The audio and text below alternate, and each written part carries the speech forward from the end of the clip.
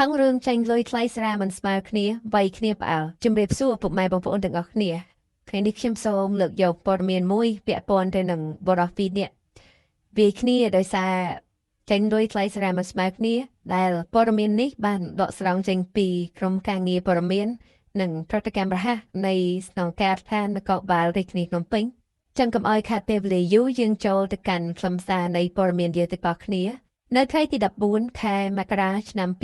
2026វេលាម៉ោង9យប់មានករណីហិង្សាពេលគ្នាទៅវិញទៅមកដែលផ្ដើមចេញពីការចាញ់លុយថ្លៃស្រាបៀរមិនស្មើគ្នានៅចំណុចលើចិញ្ចើមផ្លូវចុះប្របងសាកលវិទ្យាល័យវិទ្យាសាស្ត្រសុខាភិបាលឬក៏សាលាពេទ្យស្ថិតនៅផ្លូវលេខ6ភូមិ6សង្កាត់ស្រះចក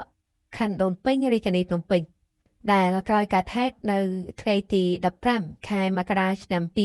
2026វេលាម៉ោង9:30នាទីព្រឹក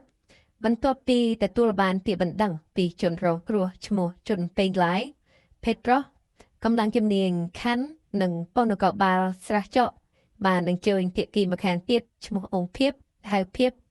ភេទប្រុសអាយុ55ឆ្នាំមកសួរនាំបំភ្លឺជុំវិញករណីខាងលើ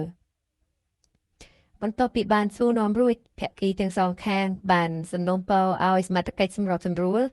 ដោះស្រាយដោយមិនធ្វើការប្រំផ្ដាល់គ្នានោះទេសមត្ថកិច្ចក៏បានធ្វើការណែនាំនិងធ្វើកិច្ចសន្យាមិនប្រឹងផ្ដាល់គ្នា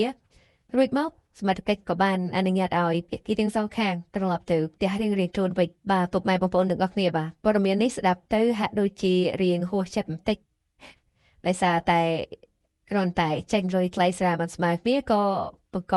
ជាអំពើហិង្សាដែរប៉ុន្តែវាគឺជារឿងពិតដែលបានកាត់ឡើងរួចមកហើយចឹងព័ត៌មានយើងក៏បានឈានមកដល់ទីបញ្ចប់ហើយដែរ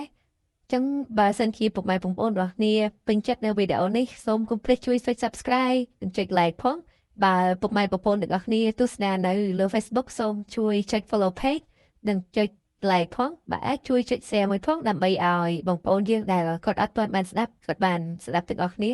សូមអរគុណសូមជម្រាបលា